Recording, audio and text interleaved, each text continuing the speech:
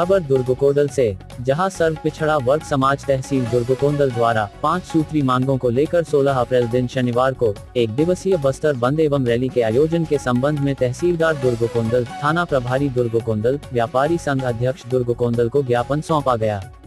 विदित हो कि 6 सूत्रीय मांगों को लेकर सर्व पिछड़ा वर्ग समाज लगातार अपनी आवाज उठाते रहा है।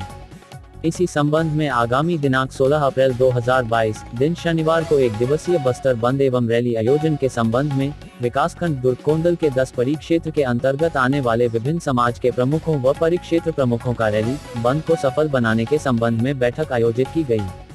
इस बैठक में सर्वसम्मति से यह निर्णय लिया गया है कि दुर्ग कोंडल ब्लॉक के अंतर्गत ग्रामीण व नगरीय क्षेत्र के समस्त प्रतिष्ठान बंद रहेंगे। शासकीय कर्मचारी अवकाश पर रहेंगे। प्रत्येक परिवार से अनिवार्य रूप से इस महाबंद को सफल बनाने उपस्थित रहेंगे। साथ ही रैली से सर्व समाज को अच्छा संदेश देने हेतु व्यवस्था की जिम्मेदारी युवा प्रभाग को सौंपा गया।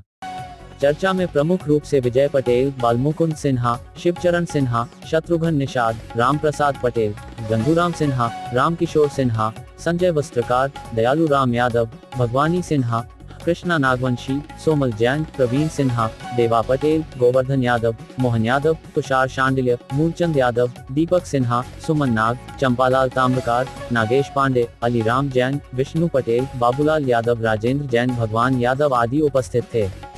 छत्तीसगढ़ और बस्तर के तमाम खबरों पर हमारी नजर, आपकी खबर हमारी कलम। बस्तर के तमाम छोटी बड़ी खबर से हमेशा अपडेट पाने के लिए अभी हमारे बस्तर न्यूज यूट्यूब चैनल को जरूर सब्सक्राइब कीजिए और वीडियो अच्छा लगे तो लाइक और कमेंट जरूर कीजिए।